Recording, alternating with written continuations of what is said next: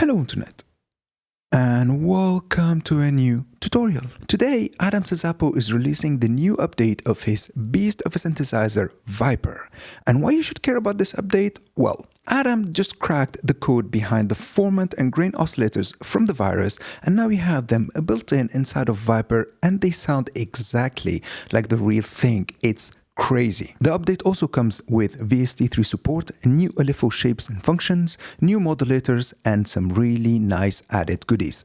So how about we jump back to the desk and check what this update is all about. Alright, so the video will go like this. We'll start with an overview of the new features of Viper, then we will listen to them in action with some tips and tricks. We'll compare it to my Ti2, which is right here on my desk, and then we'll finish with a verdict. Now with that said, let's start with the new features. So the first feature I want to talk about is the declicking algorithm, because Adam did a great job on improving the declicking algorithm that made the Viper a really smooth synth, unlike its earlier versions and unlike the Virus, because the Virus has this clicky character to it, and usually there's this punch knob in here. You take its intensity all the way down and the Virus will become like less clicky, but there will be still some annoying clicks, and then you would have to take them off with the amp envelope, like you have to give it a little bit of a tag to take them off. This is really annoying because sometimes you're making, some percussive sounds and you don't want to smooth up the attack.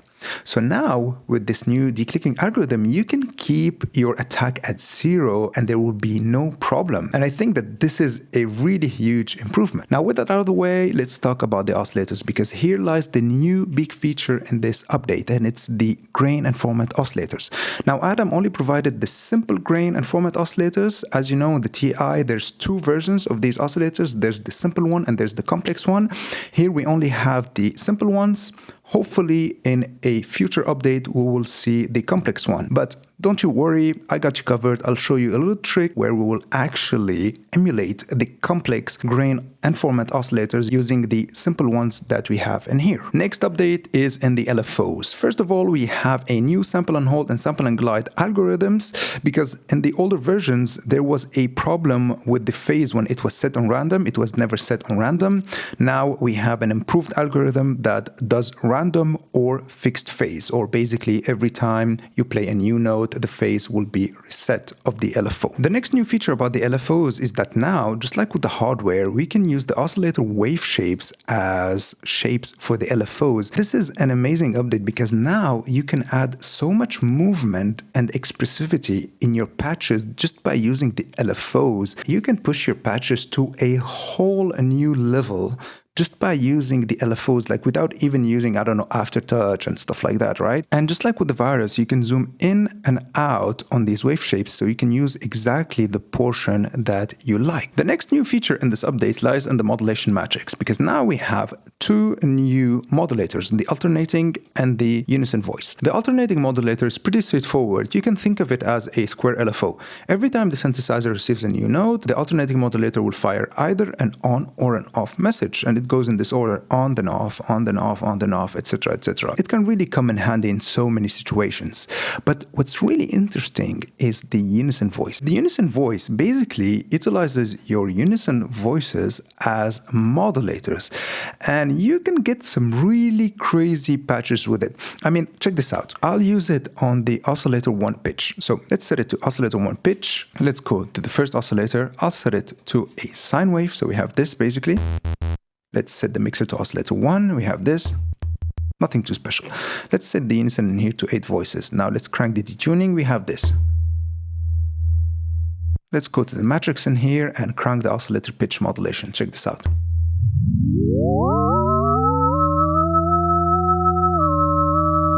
We're getting something really interesting, right? Now, let's go to the filter section in here. The amp envelope, let's set it to something plucky like this. The LFOs in here, let's take the second LFO, let's set it to sample and hold, sync it, set it to 1/16. We'll go to the matrix, we'll set the slot 2 in here to LFO2 unipolar, right? And we'll make it modulate the oscillator pitch slot in here, right? Set it to slot 1 and mount amp. Let's crank it, something like this. Let's set the slot in here to 0. So basically it's fully controlled right now with the second LFO, which is a sample and hold LFO. The filter in here, let's set it to bandpass, close it, give it some resonance, set it to serial 6, which means that now it's a 24 decibels per octave bandpass filter. Let's give it a little bit of delay. I'm using my trusty Echo Boy 1/8 dotted, really nothing too special. Let's give it some sound and check this out. Now we have this. Let's give it more decay. Let's give it a little bit more modulation. Actually, let's set the filter in here to serial 4, and now we have this.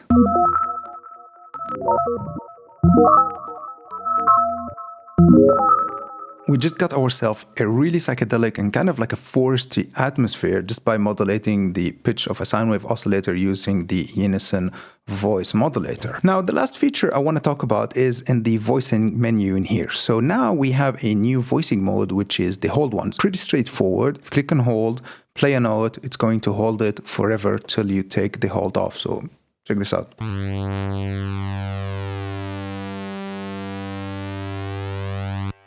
And that's pretty much it. So yeah, that sums up the new features of the 1.2.0 update of Viper. Now let's hear it in action, some tips and tricks, and compare it to the Virus Ti2. Alright, so the first thing I want to tackle in here is the grain oscillator. So what I'm going to do, I'll set the mixer to the second oscillator, I'll set the oscillator to grain oscillator, and I'm going to choose the wavetable Fiboglide. Now we have this basically.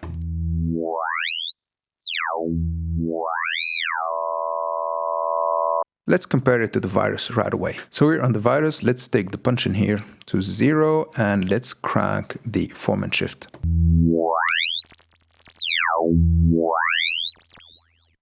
And on Viper,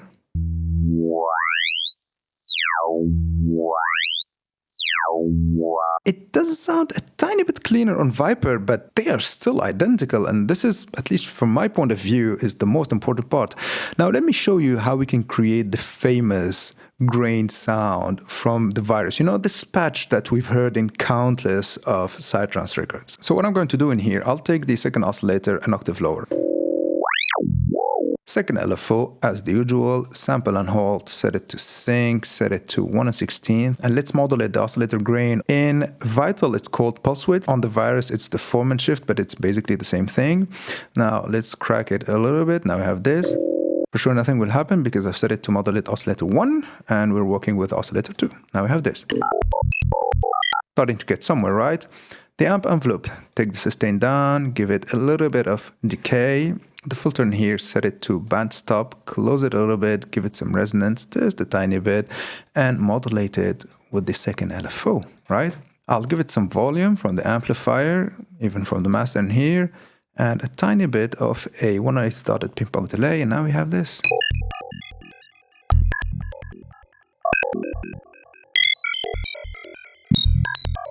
Close the filter a little bit. And we've just created the famous patch from the Virus in Vital.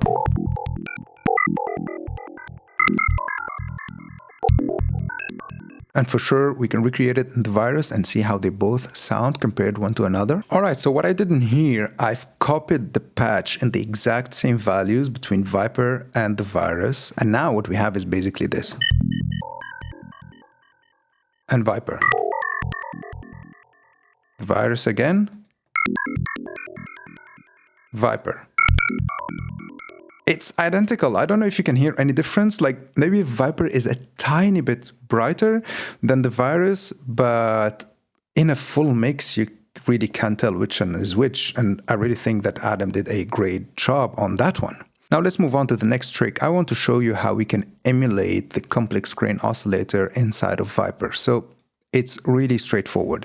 You need both oscillators to be set to, let's go with the grain oscillators. Same goes with the Formant oscillator, right? So for sure, both of them should have the same wavetable. So Fiboglide for both of them, or whatever you like. Let's set the grain in here to 0 or in the middle, right? The mixer for both oscillators, the detuning, take it off. Now we have this basically. Nothing too special, just give it some volume from the amplifier and a little bit from the master. Take down the delay I had. Now we have this. So the trick in here is to modulate the grain of each one of the oscillators in the opposite direction from the other, right? So do this with the mod wheel on here. So what I'll do, I'll go to the matrix in here, I'll take the mod wheel just like this, and we'll take oscillator 1 pulse width, oscillator 2. Pulse width all the way to the right, all the way to the left.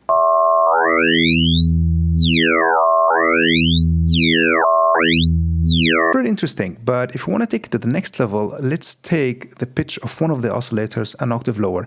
I'll go with the second oscillator, but you can experiment with oscillator 1 or oscillator 2 as you like. And now we have this.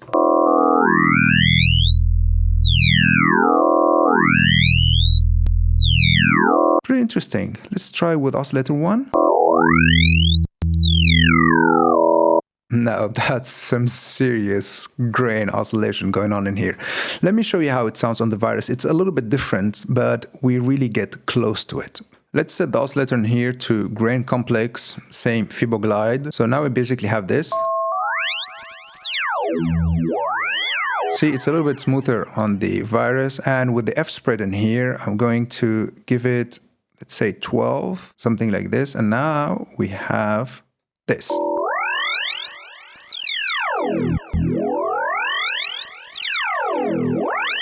Let's listen to Viper again. We can give it a little bit of delay because the Virus had some delay.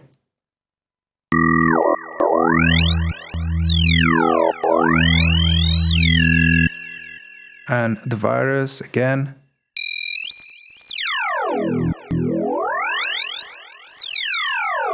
Pretty close. But as I mentioned earlier, I really hope that Adam will include the complex modes in a future update. Alright, now let me show you how we can use the new LFOs to add movement and expressivity to the sound. The oscillators, let's set the first one to Formant, the second one to Grain. Yeah, like cliche, right? The second oscillator wavetable will go with Fibo Nasty, like this one, and the oscillator 1 we will choose the second wavetable, which is the glass sweep.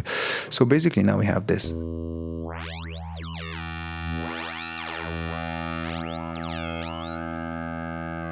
We're going with a really simple kind of configuration. We'll go to the LFOs in here. Let's take the second one, set it to sample and hold. The phase, set it to 1. Set it to sync, rate to 1 1/16. Actually, let's go with 1 1/8. And in the modulation matrix in here, I'm going to take the second LFO bipolar output, right? And it's going to modulate both the pulse width of oscillator 1, or basically the formant, and the pulse width of oscillator 2, which is basically the grain, right? Let's give it some modulation. Nothing too special. Let's turn on the arpeggiator in here. And because we're making some Psytrance and we're lazy, we're going to modulate the length of the notes just like this. But the smaller ones, will just give them a tiny bit more length because else it'll be like way too clicky. So now we have this. I have to turn on the arpeggiator first, sync it to 1 1/16. Let's take the oscillators an octave lower, both of them. Now let's add movement to the sound by modulating the pitch of the first oscillator. So basically we will get something that sounds like this. Right? But I'm going to do it with the third LFO in here. I'm going to set it to the user shape, and we're going to find an interesting shape that will give us a really nice modulation. All right, I'll go with wave number 20. I'll set it to rate, I don't know, somewhere in here, should be good. And the target, oscillator 1 pitch, and I'll crank it all the way up. Now we have this. Let's listen to oscillator 1.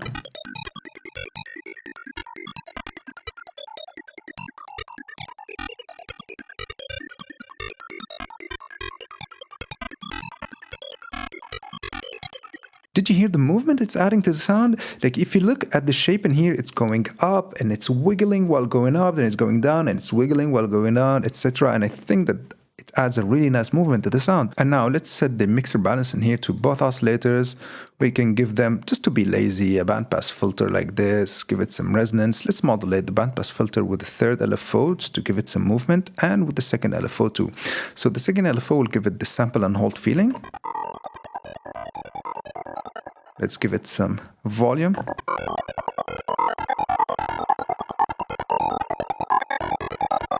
And the third LFO will give it the rest of the movement. From the modulation matrix, I'm taking the LFO3 unipolar and we're going to modulate the first cutoff with it, just like this.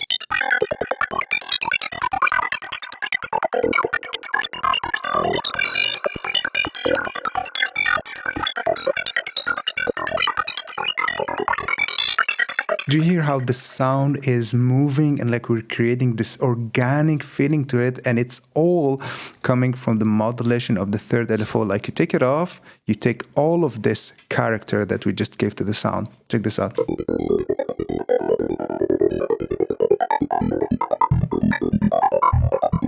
It just became another random lead basically. Now let's hear some of the patches that Viper can create. So I've created these patches specifically for this tutorial, and they rely heavily on the new features of the new update, so we'll get an idea of the potential of this synthesizer, especially after this update. So the first patch goes like this. It has Grain and Formant oscillators. It has the first LFO with the wave shape number 14 from the oscillators, just to give it a lot of movement, and it sounds like this.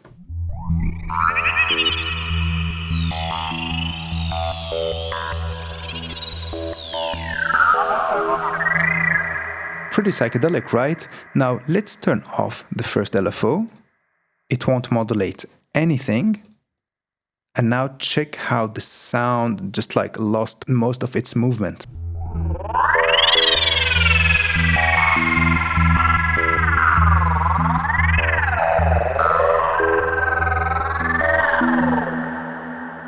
Well, if I'll restore it, it was like...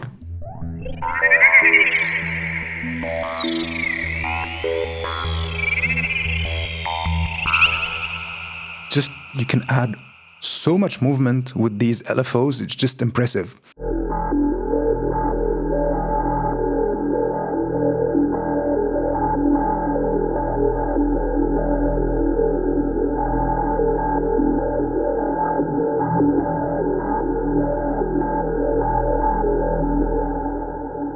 Same with the other patch. The movement is coming from the wave shapes of these LFOs. It's just, I really love this feature.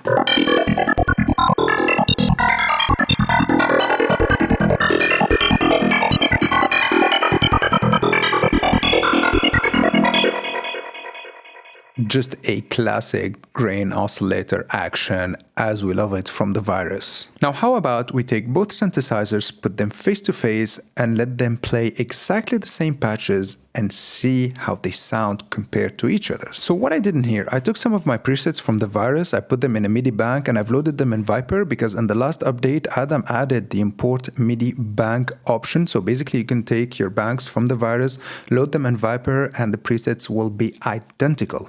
So we're going to use this feature to actually compare the same patches in Viper and on the Virus, so we'll hear if there's any difference in sound basically. So the first patch we'll hear is the atmosphere. I've called it Stifler, and it sounds like this. Pretty psychedelic, and on the TI it sounds like this.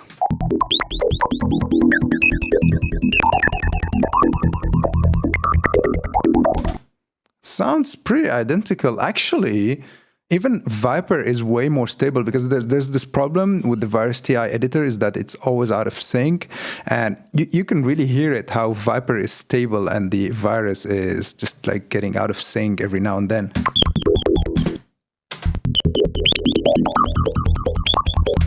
And Viper. Did you hear how they both sound identical? And even on Viper, it's way smoother because of the new declicking algorithm, basically, because even on the Virus with the punch all the way down, you can still hear these clickiness. All right, next patch called Atmosphere Dreams. We have this.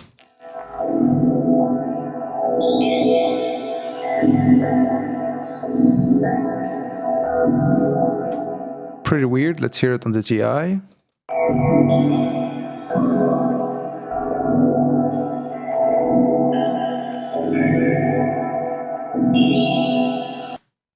Let's hear it on Viper again.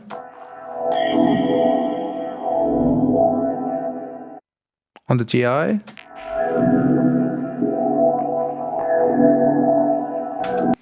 It's like if on the Virus it's a tiny bit warmer and Viper is a little bit brighter. Let's check another patch. All right, now the next patch is an FX, like even I can't pronounce the name that I wrote, but anyways, on the Viper it sounds like this. On the Virus it sounds like this.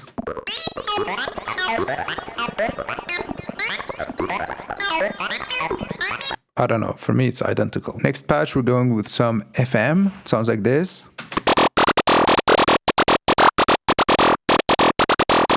And on the Virus we got this.